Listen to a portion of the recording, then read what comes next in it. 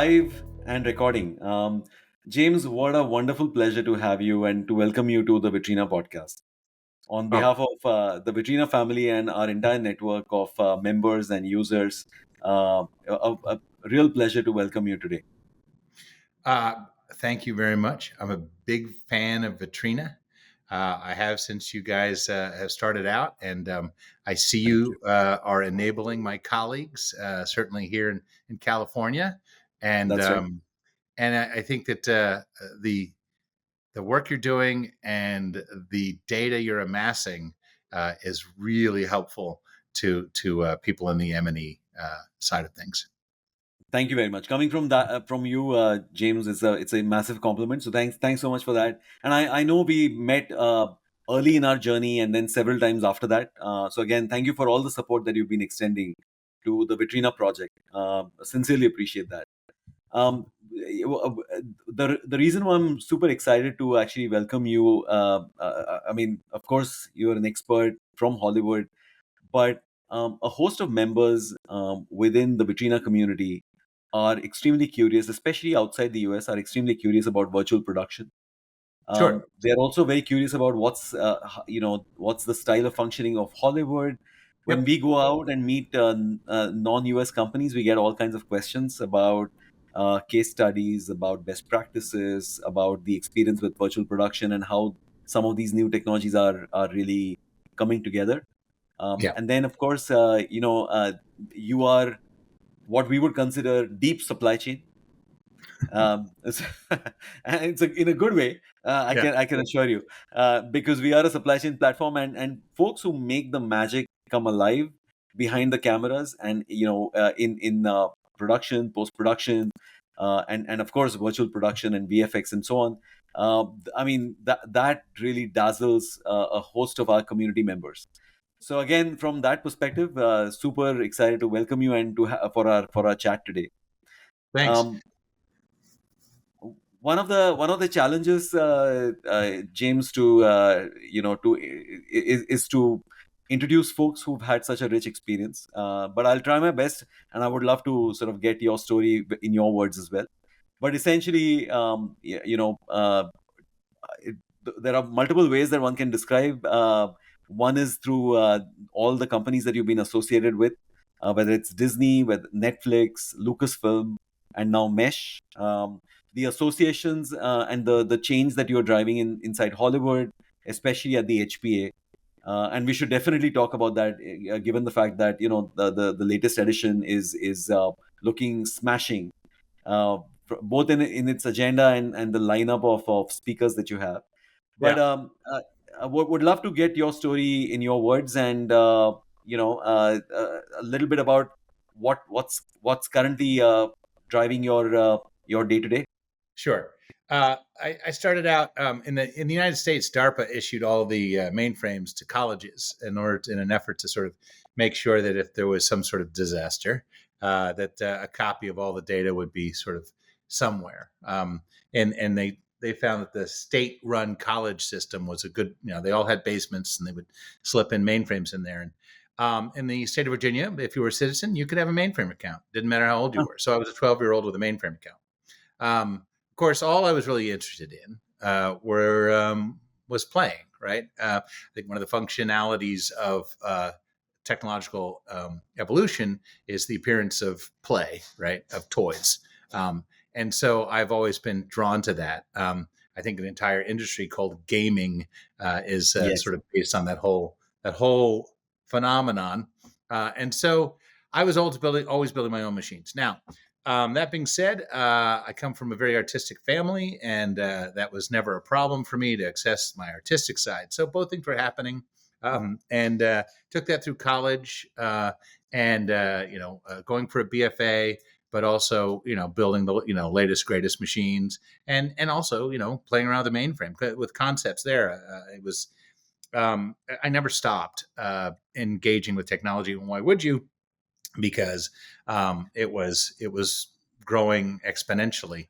And when I got to Hollywood, I went right onto set and just got a job as a driver. Worked for several departments and only worked for about a year and a half on set before somebody got me a temp job.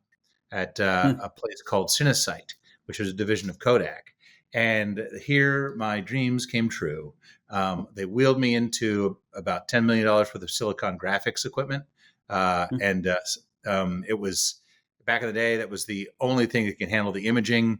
Um, it was uh, it was centered. That room was centered with the lightning scanning and recording system on either side, and I was hired just to come up with operations to basically speed up the movement of data. Wow. Because I've thought about this a lot recently, and as everything is moving forward, um, I have been solving caching problems. Right, so it seems that the more data we produce, the more problems we have with caching. Where are we going to put the stuff, and we're going to put it so it's as easily accessible by those who need it, and what are their needs. And so this all led to like some of the first render queues that were built, Alfred, and that sort of thing, and things began to just sort of morph and grow. And I got invited to go to Disney after about 15 years in visual effects, going to DreamQuest and Digital Main, Cinesite, and became CTO of a place called Sway, where I worked with Joe Kaczynski. Sorry, my dog is watching the perimeter, Of course. and yeah, there might be a cat outside. Um, and so we have a period where I spent walking around Disney, going, we can spend a lot of time doing it the way you're doing it, or we can do a lot of this on a computer now.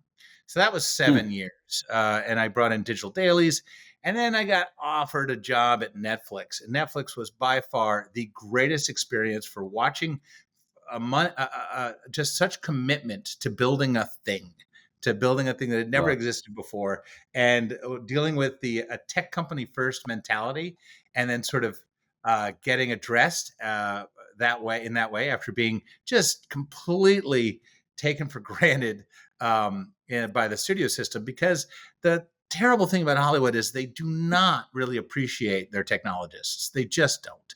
It's not set up that way. That's right.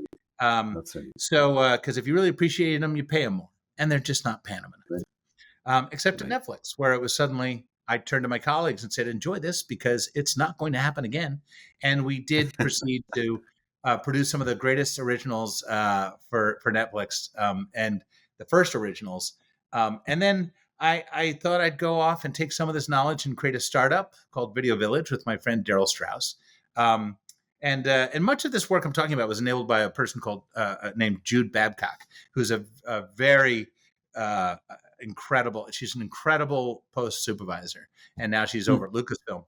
She got the Lucasfilm job and then asked me to become as another post supervisor for an episodic, because we had been doing episodic at Netflix. Lucasfilm was going to do their first episodic in something called The Mandalorian. And that's where I saw virtual production for the first time. Clint Spillers, Wow. Chris Williams, these guys, once you're in, you're in. And if you're curious, which I've always been, I just went ahead and just really dug into virtual production. And Wow. when the second season was over and the pandemic hit, I did create my own company called Mesh, because we. I talked to another friend of mine named Ben Baker, who is also a very bright guy, and we do a lot of this work together. We have separate clients, and oftentimes we work on the same jobs. He's the other part of Mesh, but Wow. we realized no one knew how to line produce in this space.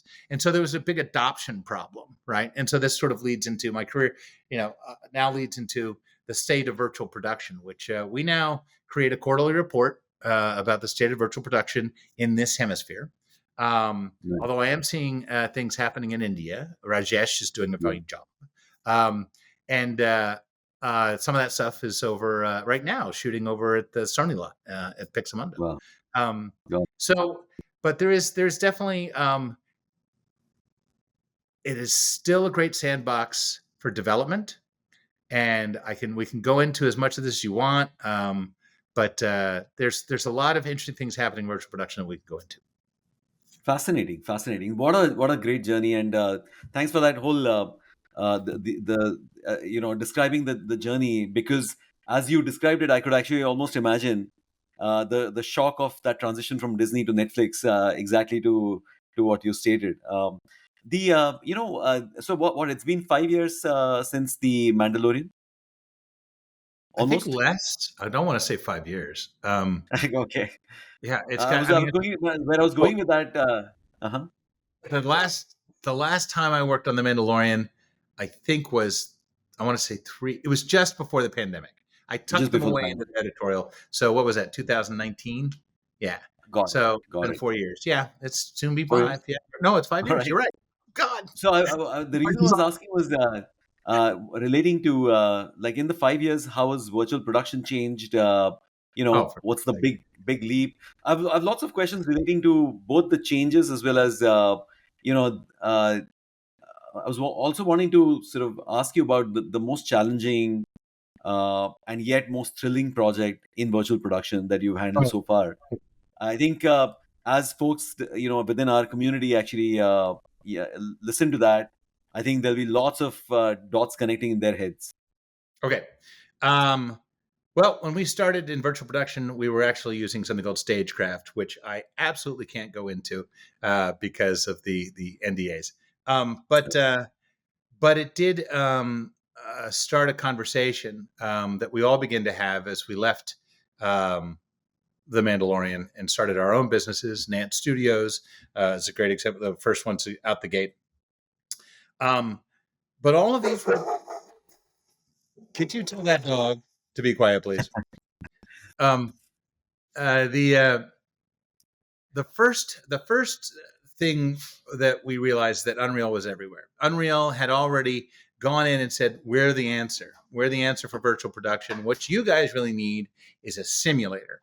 And we agreed, and we really all sort of got excited about working with Unreal.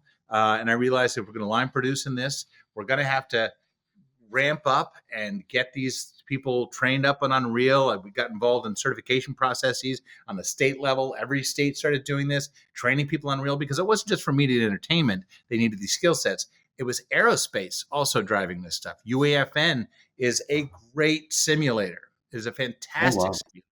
And so it was really of interest to everyone to say, hey, we're going to need the new labor force to get this done. Um, the the labor was not coming online fast enough. And so what happened was, is they a couple of things have happened recently, right? Um, there was the strike, of course, um, which stopped an already kind of very frustrating, stagnant adoption process, right? Um, there That's right. are there's a uh,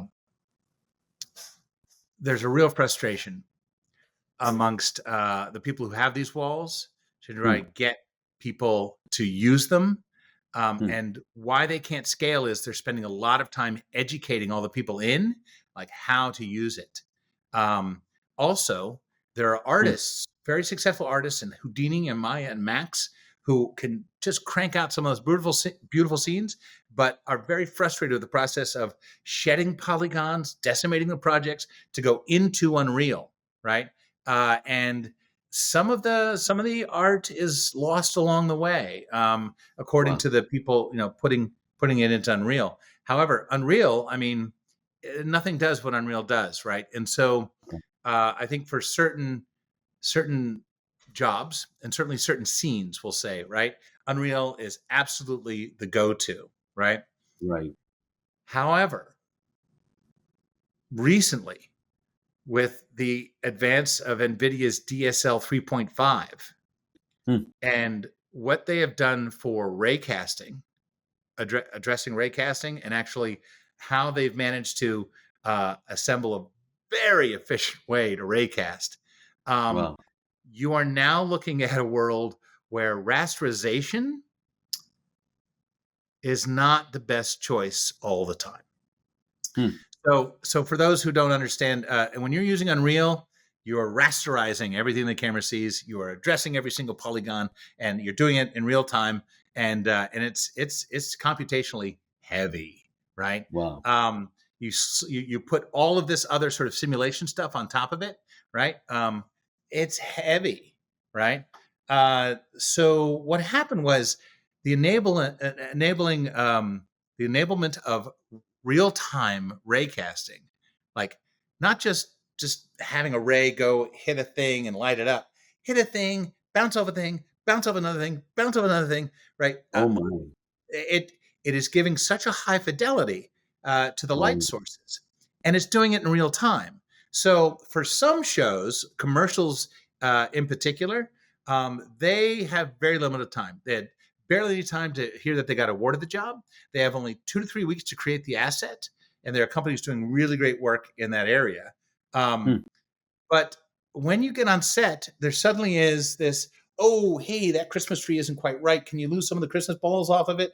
And then also, actually, I think we need to flip this. Can we get the light over there? Right. And Unreal will do great estimation, right, on raycasting, but it's not actually doing raycasting. In fact, for many of the things that we do today, we will have to say, yes, sir, I got your notes. I'm going to go back and we'll render that and we'll take it all the way through the pipeline, and we should have it by tomorrow afternoon. Right. So I've just lost $5,000 and a day And a day. because That's someone right. made a note. And this will That's happen 2 or 3 times before we actually roll camera. So I will wow. lose $15,000 and 3 days before I get to my shoot day. Right. So Right. with real-time raycasting, I move the light, I get the note, I'm done. And what it is getting the artist to the set. And what we're seeing is for some shows, a VAD, a virtual art department, is actually impeding the adoption of virtual production because the budgets have not actually grown to accommodate that line item. People are not ready to have that creative force come online earlier to make those decisions, right? They still Wow. have to do it in real time V-Ray. But so there is a push always by production to go as efficient as possible. And I think that for some projects, especially commercial, real-time raycasting is going to be a big deal this year. Wow. Fascinating. And the Nvidia development is how old? Is that I think honestly, I just heard about it a couple of months ago, and it's probably something that wow? they slid in there like within the last 6 months. But it really Fascinating. is a combined effort, I think, to enable metaverse type work. Right. Right. Right. That's really sort of that's so again, we're taking advantage of something that was made for a bigger market. But I'm telling you, it's already raycasting is already being adopted in by the commercial agencies because they make cars look so good, right? That's It's right. in That's right. architecture, right? It makes modeling look really, really good.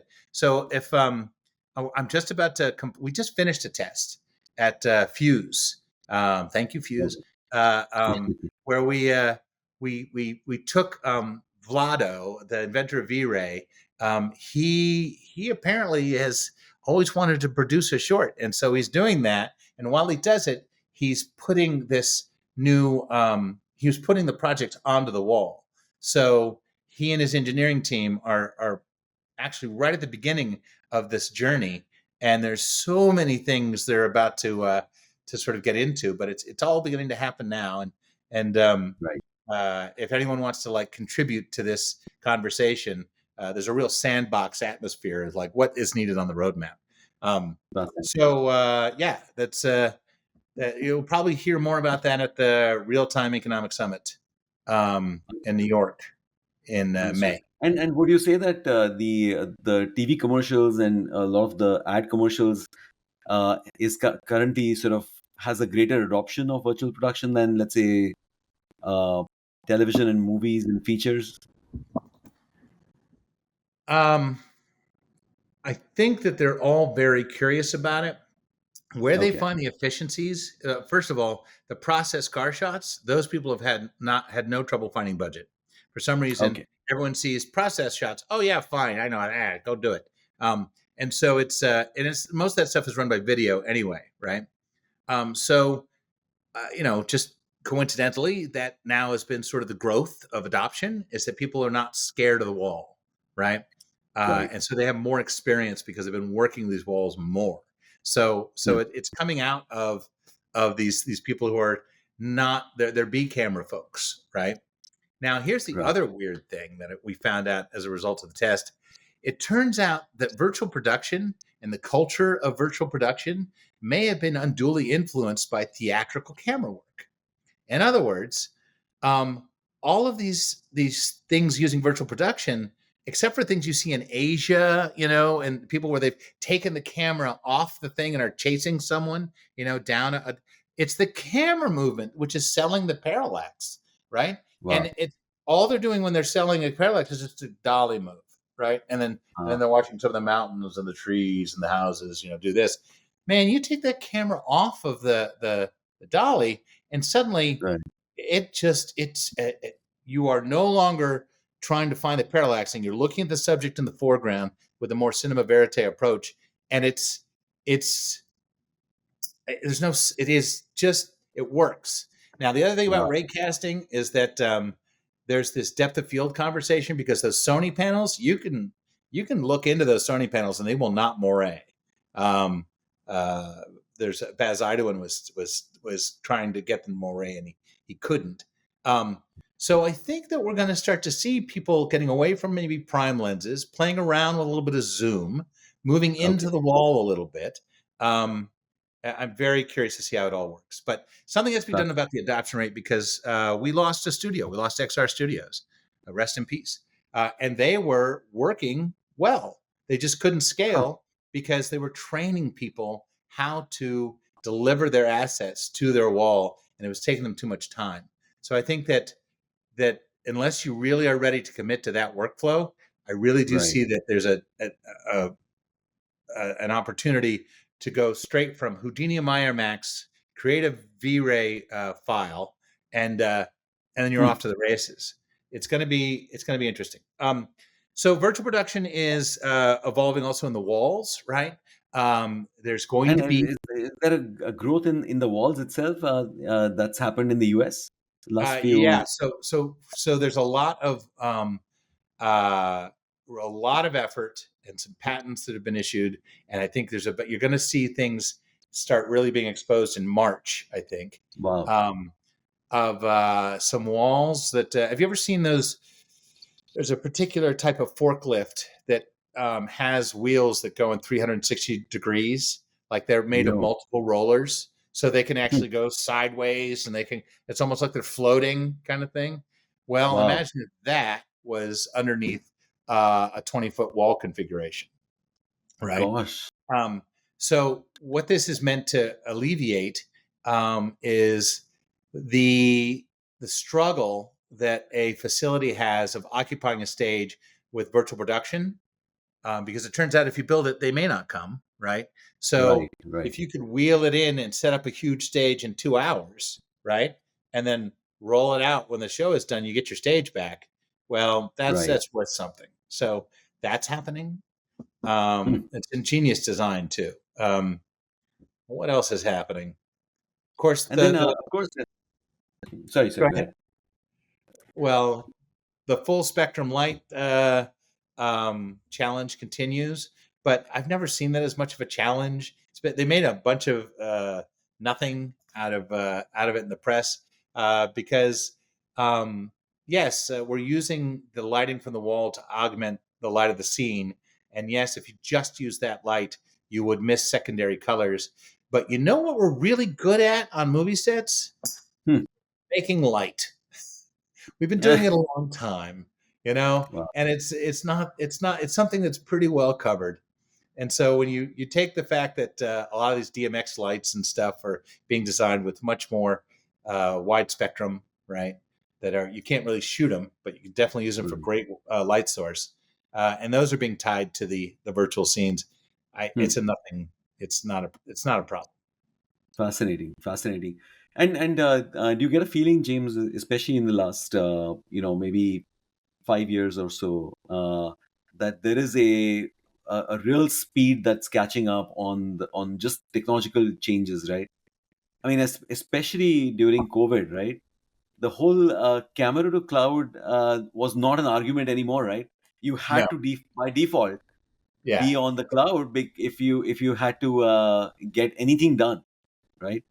Man, I did a whole short Fathead in the cloud thanks to Amazon was participating in the ETC project. Thank you, Amazon, and thank you, ETC. They.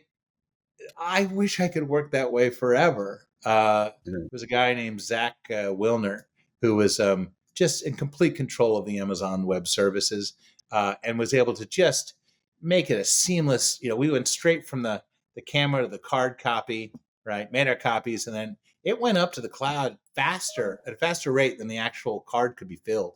We could copy it faster than the camera could record it. We could copy it at 800 megabytes per second, Whoa. and the camera only records 140.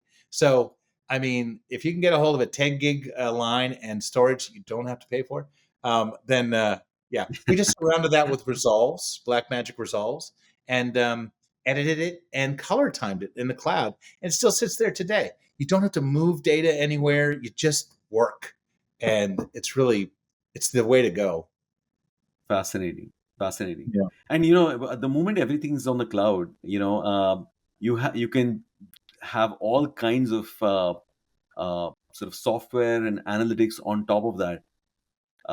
For every frame, because now it's on the cloud, it's just sitting there. And Yeah, now with all the new tooling that's coming up. it's important to differentiate because everyone, we get a studio knee jerk reaction from people like, well, that's still I don't want it. It has to be our storage. Yeah, but your storage can look like it's in the cloud. It's called the edge, and it's really easy to implement. And you can point a camera at your storage if you like. Not that anyone Right. could steal it from you. It just it is funny to watch these advances are happening in such a way that people are afraid of them, and before they can actually Hmm. process the fear, it's over.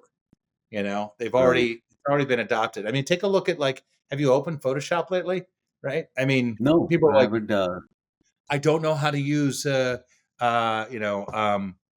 stable diffusion, right?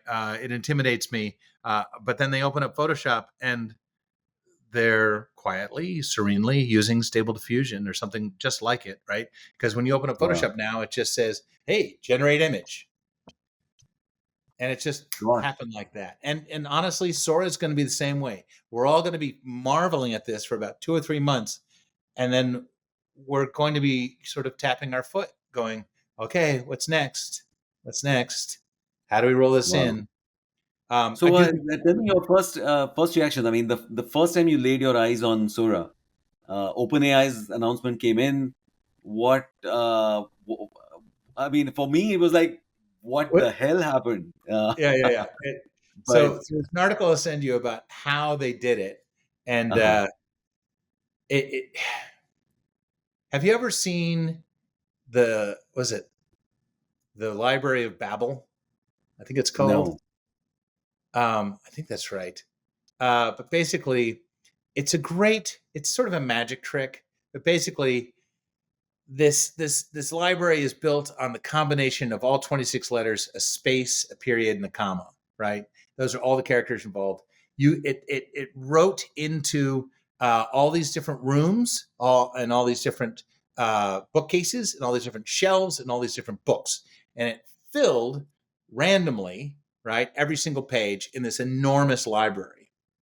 And it's the scale of the thing, right, Wow. is about, I think, what is the number of atoms in the universe is like 10 to the fifth, or I can't remember, but this is like 50 times bigger than all the atoms in the universe, right? So basically all this is that math is big. So it's nice to be reminded that math is big, because this tower of this library of Babel, and you can find it online, it's free. I can say any sentence up to, like, I don't know, so I think it's like 50 characters, saying, I went to school and rode the bus and everything was great. And it will show you exactly what page and what book and what shelf and what chamber that is written. So basically, everything that's ever happened is in this collection. Every how you're going to die is in this collection. And it's Gosh. just when you wrap your head around the fact that this is all really a magic trick done with math, because you can extract this stuff. It'll always be in Mhm. that book on the shelf and that on that page. Um, this is the thinking that's happening when we talk about processes for large language modeling and processes for video generation, right? Is this sort of the scope of how these people are thinking about this stuff? And I can only imagine what it is like to live in that sort of mindset for any Right. length of time. I mean, to have that become mundane for you, um, would be That'd be very interesting, right? Um, Fascinating. I don't think it's slowing, you know. Fascinating.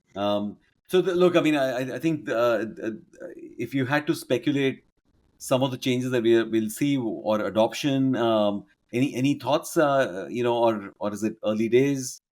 Yeah, What's your I'll take go back on to the thing. Like everyone's going to get augmented, right? Everybody. And again, we are cognizant of the fact that there are Luddites among us, and that's not a bad thing, by the way. The Luddites. There's a terrible thing what happened to the Luddites. Do you know who the Luddites were?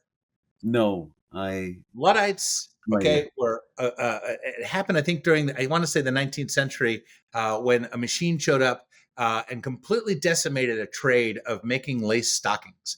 There was this one area that employed thousands and thousands of people, and that was where you got your lace stockings if you were anybody, right? But once these machines came up, they summarily supplanted all the people who were making lace stockings by hand, and they lost their jobs and they were furious. And so they started writing editorials and papers. And in order to write an editorial, they came up with a mythical figure called General Ludd. And General Ludd would say how outraged they were, and it was call to arms, and follow General Ludd. And they were called the Luddites. Now it didn't turn out well for the Luddites because they lost their jobs, and so it's. Oh, are you there? So my point is that if you are worried about your job getting augmented, I think that's going to happen to a lot of us. But I do believe that it's happening to everyone, right? Not just media and entertainment. It's happening to everyone in. Oh, here you come on the side here. It's happening to everybody uh, in every industry on the planet, right? Wow. So we are living in an age where it's not just our work being affected, it's everybody's work. So to sort of not see that and not take advantage of that and be one of the first people to get yourself augmented. No one's taking your Right. job away. You are going to let your next phase go if you don't Hmm. engage with these new augmentations. It really is Wow. your one's responsibility to take that on and embrace it. You're okay to be fearful, but you must spend as much energy in being positive and embracing this, because to do otherwise, you're Will doing be. yourself a disservice. That's right. That's right. That's right. But James, I know you've been pretty active within the industry, within Hollywood, relating to all things AI. Besides virtual production and all the work that you're doing, in at HPA. Talk to us a little bit about that piece as well. Is it largely educational? Is it largely exploratory? Is it HBA, largely discuss? yeah, it's certainly an educational component. I'm the chairman of the co-chairman of the NET committee, which is networking That's right. education technology, and that's a sort of a quick forum in Los Angeles to sort of get together and really talk about, hey, what are you doing? How can we help you? It's a sort of a round table format. Um, And how often do you guys meet? Who's in the as often as we team? How can. large is it? It's usually about once every 2 or 3 months. But Nice. then, of course, the award ceremony gets in the way. And look, the HPA is really about lifting an industry, right? And the history of the HPA goes back to the 80s. It was called something else at the time, but it really came from out of the engineers, right? Not the business owners. That's And right. we feel that it's really important to engage on that level, because that's really how this industry, our industry, has been founded, is on the backs and on the shoulders of giants who have innovated along the way, and that's come out of people who are, if not, we're not engineers, we're thinking like engineers, and they're putting this stuff together. Um, Hmm. so we spend a lot of time building bridges to concepts, to services, and we do hand out some blankets and cocoa, especially when times are rough. We do a lot of good work telling all of the people during the strikes. We were telling everyone who would listen that our industry was in trouble, and so we Hmm. really are interested in doing what's best for this community. And at this point, this is a community that I'm really proud to be a part of, and I want it to succeed. Um, Here's the bottom line: no matter how much change is coming, um, we're still going to be making stories. Right. You know, the framing may absolutely alter, but we're absolutely going to be doing this thing that we do as humans. That's right. We tell these stories, and I am just going to keep helping everyone who wants to tell a story, and that's what the HPA does: is help people who want to tell stories. And yeah, that's it. It's about helping, right?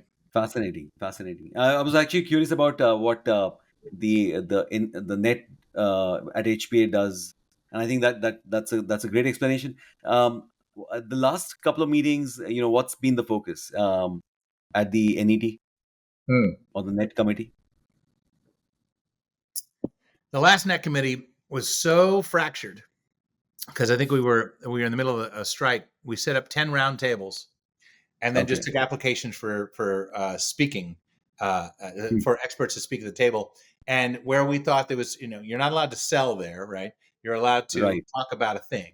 And sometimes right. we'll have a point counterpoint discussion for the 10 tables. We're accepting applications now for the next net meeting, Okay, which will be great. in March, March 21st, 2024. Um, and uh, and we're looking for topics. I think we've got about 5 now, and I'm pretty sure we'll be filled up after we go to the HPA, and because then we do roundtables there as well. So it covered everything from oh boy, automatic real time. Well, not real time, but very efficient and correct translation of voice, right, to another language. Hmm. Um, and also the advancement of uh, changing someone's mouth to fit that That's new right. voice. That's right. That's really coming along nicely. So a lot That's of right. distribution stuff that's happening. Huh. There's a conversation about ethics that is also happening, which is fascinating to me, um, and I think absolutely needs to come along for the ride. Um, but look, it's One of the one aspect to share actually, James, and you'll laugh at this. So you know how when we were building the Vitrina platform and the Vitrina yes, system, we had to actually map all the different specializations within the supply chain. right. And I mean, it's a big deal, right? It's Just a mess, is what it is. It's a mess. It's not like I had somebody do the same thing for the pharmaceutical companies, like how to get uh, um, through the process of getting something to market in pharmaceuticals, and it's way cleaner than anything in Hollywood. I can vouch for that, and we had to do it globally. So we had to That's say, right. oh, the same service is actually called different things in different countries, right? So Yeah, we got that heavy lifting done, and now suddenly we are seeing a massive explosion again in new services coming up, largely because of gaming engines yeah, and yeah, because of AI. yeah. So the last, I would say about maybe 4 or 5 months have been super busy for our subject matter experts at Vitrina, because suddenly synthetic voices and synthetic dubbing and AI powered subtitling, and you suddenly have a raft of new services and specializations that are getting launched That's right. with with AI and with gaming engines again, That's right. right? That's right. There's this. It does seem to be all happening at once again. Um, there and remember, those services aren't just for making stories. Some of them are talk to your employees, right? Some of them are about communication, right? Some That's of them right. are about expanding your own voice, not as a storyteller, but just as a leader, right? That's right. That's all That's right. starting to happen as well. um, That's right. the tokenization of journalists, that needs to happen faster, right? Yeah. Because it's not enough now just to be under the banner of the New York Times. right? Nope. Because we still don't know if it's you, right? Yeah. You look at like some really boring concepts with some amazing companies like Hand Technologies, who are issuing either like Department of the Interior numbering systems for people's individual IP, which can be tied to your own image and your voice. And when we discuss this stuff in the court case about, Your Honor, these people owe me money, they'll be talking in reference to these numbers, right? Whoa. Because they will be based on contracts. So everyone needs to be tokenized. Everyone, I can't wait for this stuff to go to court so we can get just some sort of direction. But the key That's is right. is that you don't want to be the one in court and you setting the precedents. You just don't That's want right. to be that group. That's right. That's right. Yeah. That's right. Agreed. Agreed.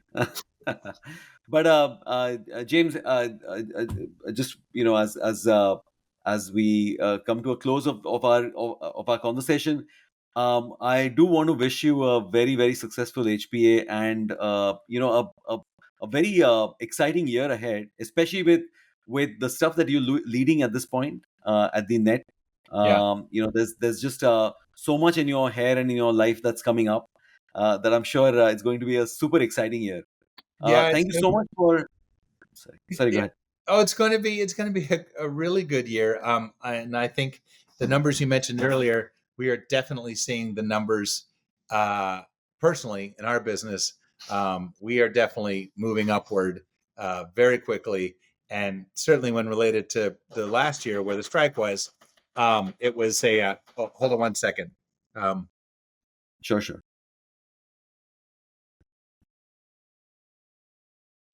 um, Sorry about that. I think No, it's no. going to be a really good year. That's basically to Fascinating. say. Yeah. Fascinating. Again, I can't thank you enough for making the time and talking to all of our members and our network. James, been a real pleasure as usual. Thank you so much. I appreciate it. Absolutely.